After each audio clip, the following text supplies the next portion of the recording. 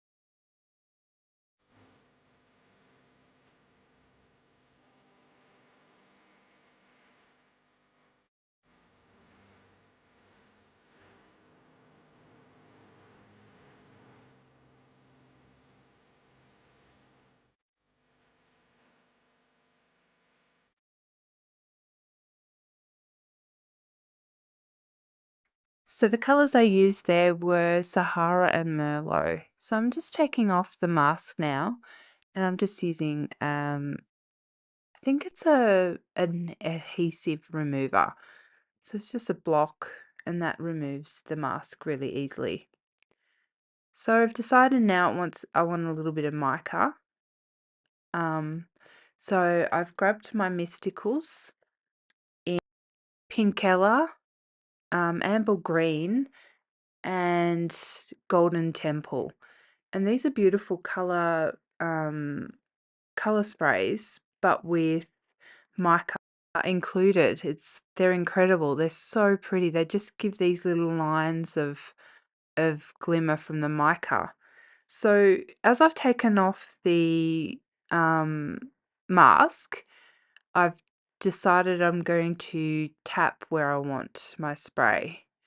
And so I just spray it onto it was supposed to be on the glass mat, but I've just sprayed my chest. And wouldn't you believe it, it's landed where my white stripe is, not on the black. Nope, directly on the white stripe. So hopefully it'll come out of my clothes. Oh dear. It's also reacting with the ink. So the inks are water reactive.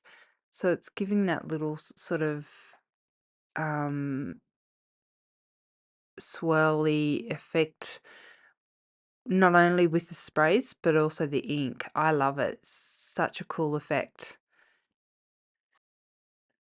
Isn't it amazing that we get all these products that we can play with that give us different effects depending on how you use it? I think it's so fun.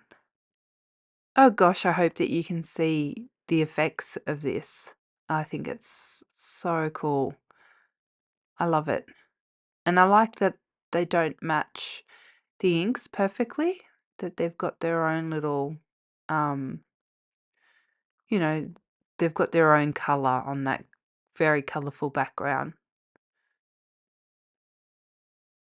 Adds a bit of light, otherwise it's quite a dark, a dark art background. I hope that my voice isn't sending everyone crazy. I apologize. I've had this cold for nearly 2 weeks, and it's loving its host. It doesn't want to leave.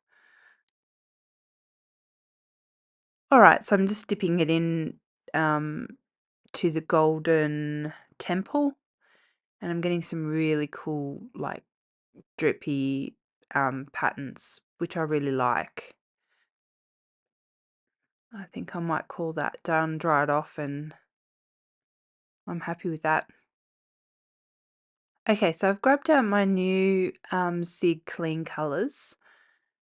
I purchased these from Amazon Japan at a really good price. I'll pop a link in the description down below. I might get a small commission if you purchase them, but it's at no extra cost to you. So when you're looking, look at them from Japan. They are manufactured in Japan, and I paid about $125 for 90 colors, and I've seen them upwards of 550 for the same set. So, you know, huge difference in price. And they turned up in about 5 days. You can't complain. I'm going to have to look for some swatch cards though, because the colors are quite different to how they look on their pens. But they're such a fine tip watercolor pen. I think I'm going to really like them.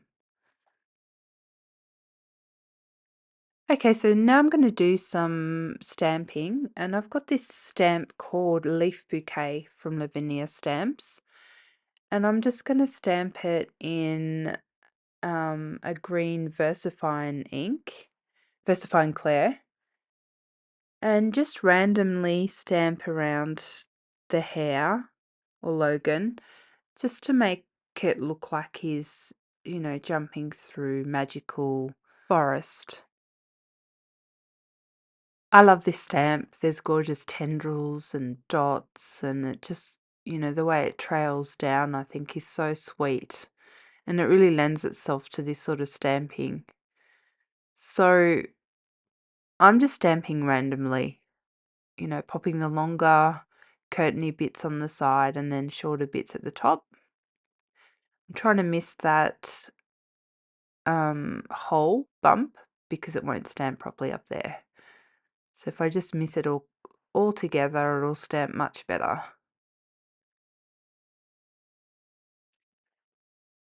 I like to variate how much ink I've got on the stamp as well, so it's not all uniform. It looks better that way. Okay, that looks quite pretty. I'm happy with that.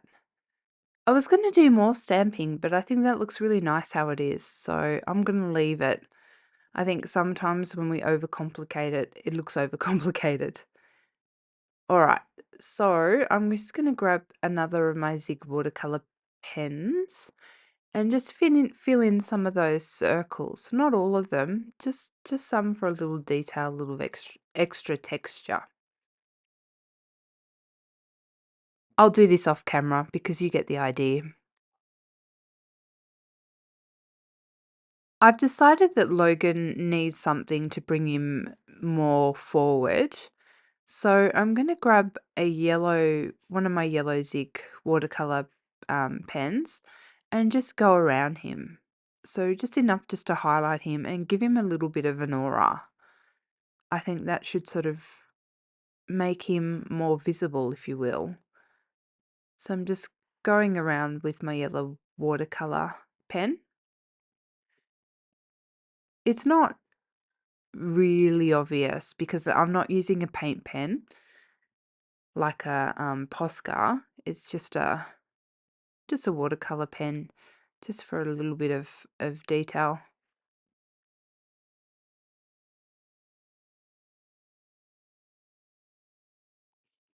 I'm thinking now that he needs to be framed, so I'm just going around with graphite elements ink with my brush and just darkening the edges and the corners. Just This just gives it a little bit more atmosphere and brings your eye towards the center.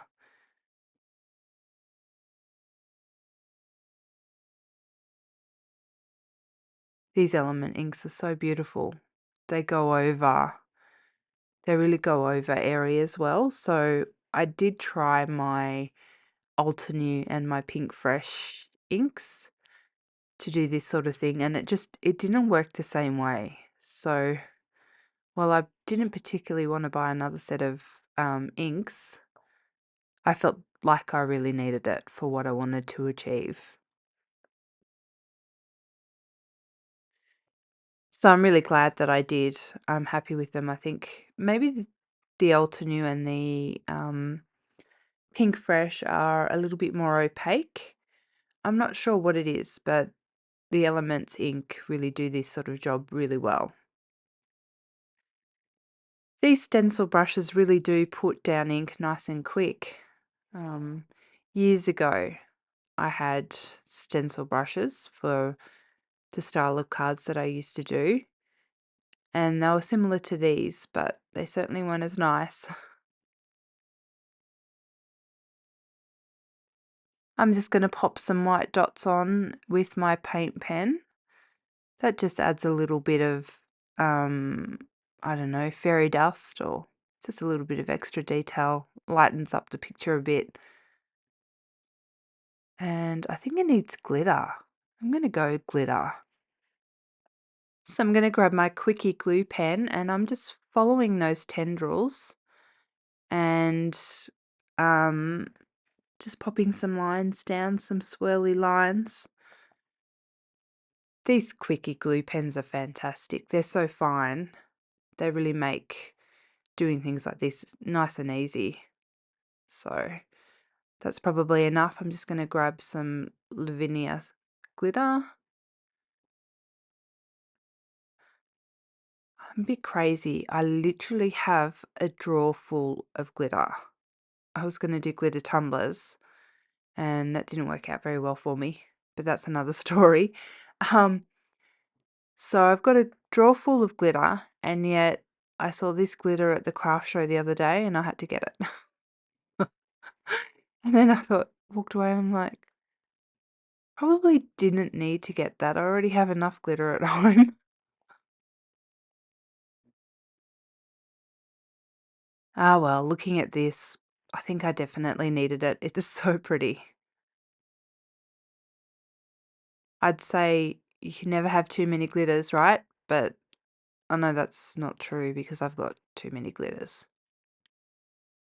Now I want some glittery dots, um, just to fill in some of those circles in the leaf bouquet. So I've grabbed out my Stickles in Crystal. It matches the other glitter well. So I'm just popping some dots on just for a bit of extra texture and a bit of extra bling. And to finish it off, I'll just pop some blue yarn on and we're all finished. I had a ball making this. I hope that you've enjoyed watching it. Let me know what you think down below. Hit the like button and subscribe. Thanks so much for watching. Until next time. Bye.